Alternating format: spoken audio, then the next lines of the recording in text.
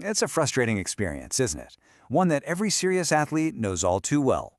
You put in the work all week, you feel sharp, you feel ready, confident, and then the moment arrives, the one that actually matters. In practice, your movements are fluid. Your decisions are crisp. Your skills feel completely natural, almost second nature. Everything is clicking. You know without a doubt that you have what it takes. But then, you're under the lights, the game is on the line, and that feeling just vanishes. Your body feels tight, your mind starts to race, and the very skills that felt so easy just hours ago now feel impossibly difficult. It feels like your confidence has just abandoned you. But that's not what's happening. What you're experiencing is a predictable, physiological process. Let's really examine what's going on under the hood.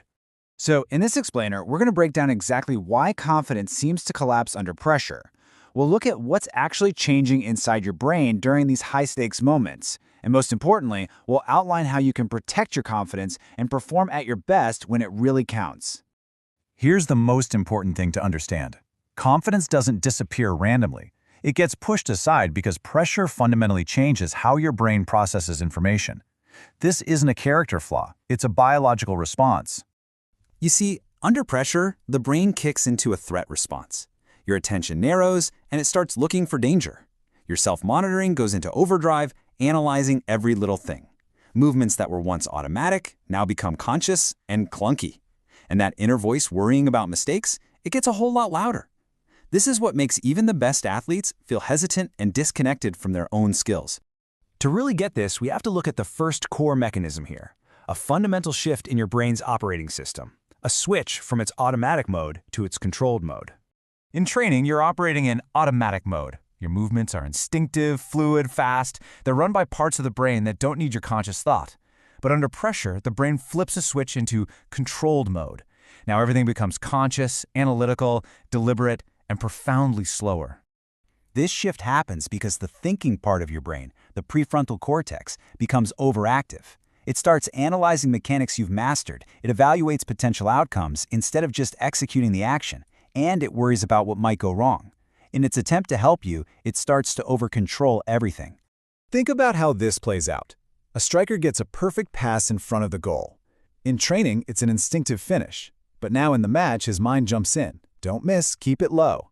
And by the time he's done thinking, the defender is there. The opportunity is lost. The takeaway from this first part is absolutely critical. Confidence disappears when the conscious brain stops trusting the automatic skills that you've spent thousands of hours building. Okay, next we're going to explore how pressure affects you on a psychological level. This isn't just about motor control. It's about what happens when the mind itself becomes overloaded. High-pressure moments feel dangerous because they threaten things that we value on a deep, personal level. Your reputation, your spot on the team, the trust of your coaches, your future opportunities, even your very identity as an athlete. A simple mistake can feel like a direct threat to who you are. This sense of threat leads directly to cognitive overload. The brain is trying to process your technique, the team's tactics, the consequences of failure, and the fear of making a mistake, all at the exact same time. It is simply too much information. The whole system just jams up. The greatest athletes, they understand this danger.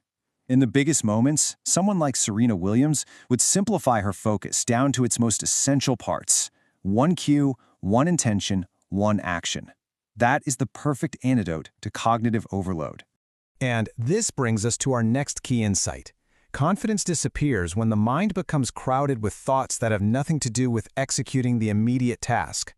So far, we've focused on the brain, but confidence is as much a physical state as it is a mental one. So now, we turn to the body's direct reaction to pressure. The first physical sign of pressure is muscle tension. Under stress, your muscles physically tighten up. This is what makes those fluid, athletic movements feel stiff and restricted.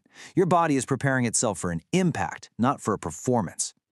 At the same time, your breathing pattern changes. It becomes rapid and shallow, which reduces oxygen flow to your brain and muscles.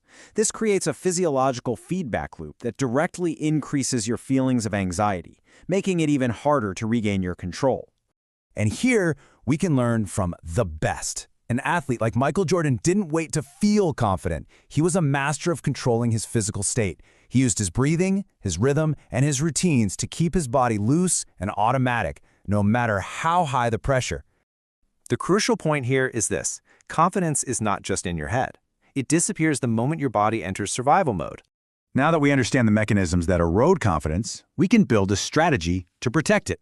So, we move now from diagnosis to application. Here's a simple, actionable toolkit. First, before competition, establish a routine and pick a simple cue to anchor your focus.